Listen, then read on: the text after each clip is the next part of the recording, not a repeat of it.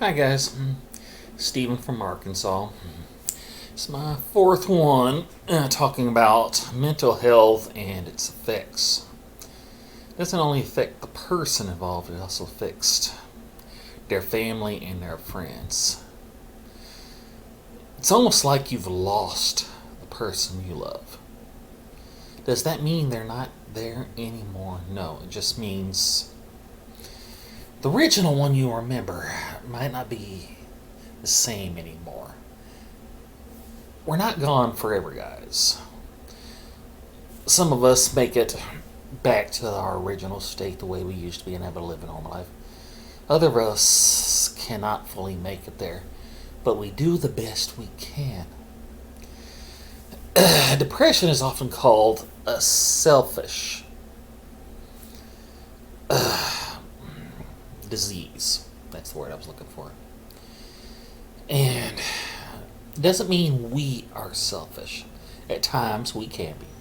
It's the truth. But anybody can have selfish moments.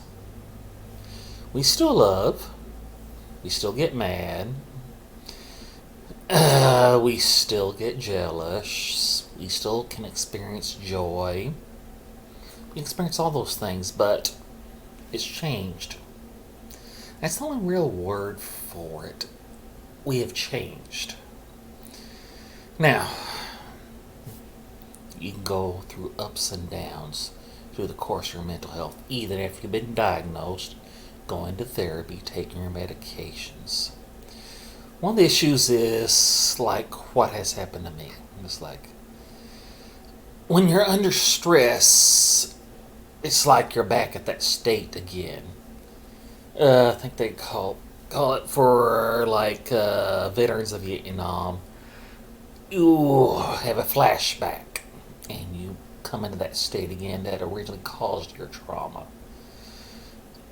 Say you're in a stressful situation. It might not necessarily be your family, it might be the people around you, like what happened to me. And you're just constantly angry, upset. In my case, like I've said before, it's like you yell a whole lot. You're constantly yelling. It's just like a normal person's stress level is like about midway to lower, depending on how you are. Some people have very low stress levels, and some people can take a lot of stress before they start feeling it. Mine was always maxed out during this time period. I was always stressed.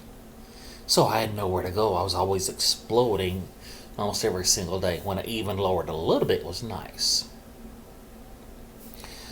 But at some point, you either totally lose it, have a complete psychotic break, or you find a release from it and finally able to let that stress go.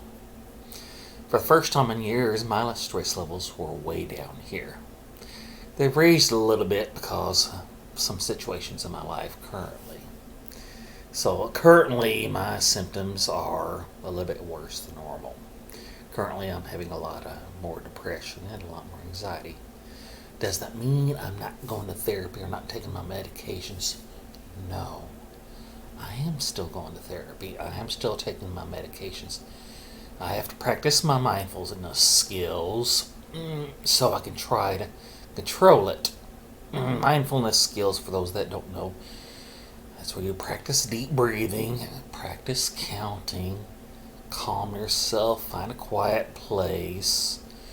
Just try to find a way to release the stress or let go of your depression. Find out something to make you laugh and so forth. Find a comedy show, find a book you like. And sometimes that is very difficult, people. Because when you suffer from depression and anxiety, it's fine to find things, it's hard to find things that you actually enjoy anymore. A lot of your joy has gone out of your life. It's hard to concentrate picking up a book.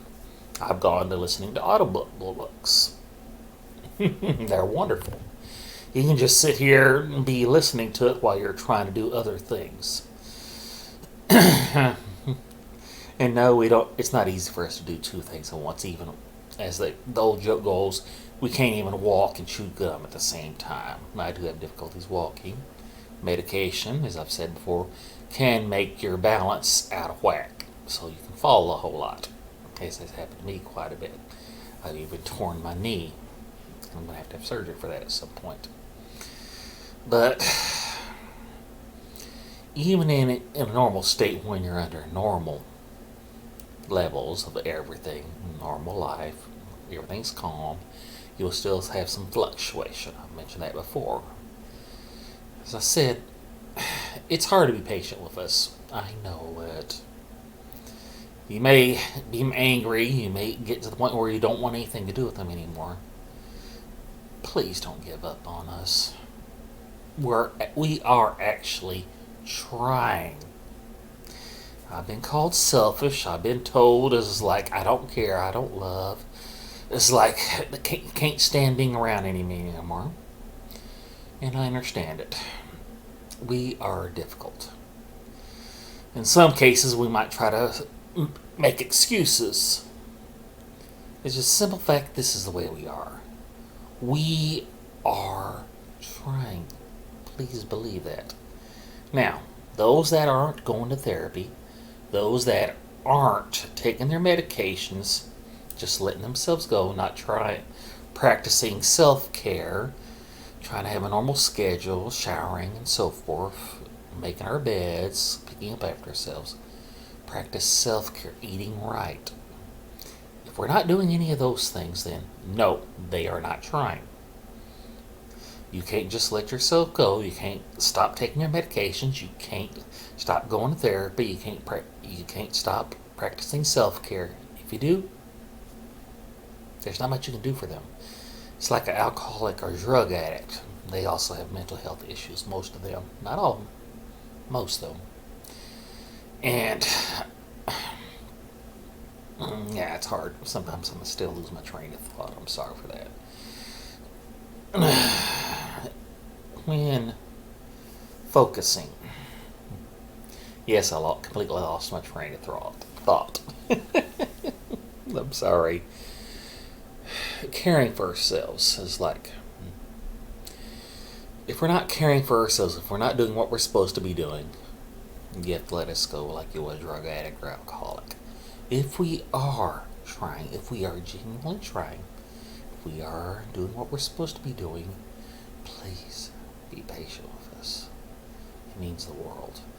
When you don't have any family or friends left, you have nothing. It's like, especially during this pandemic when most of us haven't been able to go and be present in our therapy.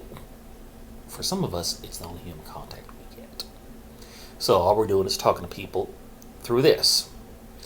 Even if it's a live person, it's not the same.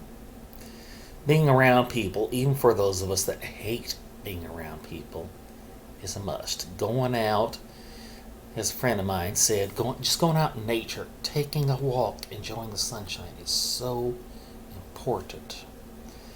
And it's also important for us to have some type of human contact. We need each other so badly. So, just trying to understand us is difficult, I know. You need to read literature. You need to go to our therapist, call our therapist, and see if we're actually doing what we're supposed to be doing. And if we are, do your best. Tolerate us as much as you can. If you need to separate from us for a time period, take a break. Completely understandable. Take a break from us. Sometimes we need a break. And isolate. Now, isolation is where we cut off all contact. A normal person might go a few hours or a day without human contact. And that's all they can stand. Us, we can go days and sometimes a couple of weeks without seeing another human being, and we're just fine. But at a certain point, we need it. We absolutely need human contact. And when it's not there for us when we need it, we can go into a spiral. Same as other people who go into the depths of despair, as those old saying goes.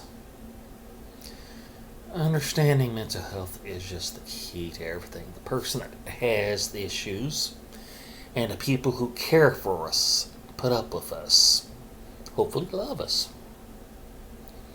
And we do love. We do care for the people around us. And we badly need them. Like I said, I'm going through some issues right now, and I'm hoping to resolve them someday. Soon, I hope. And I want to get this out there to everybody and let you understand. Don't give up on us. We need each other.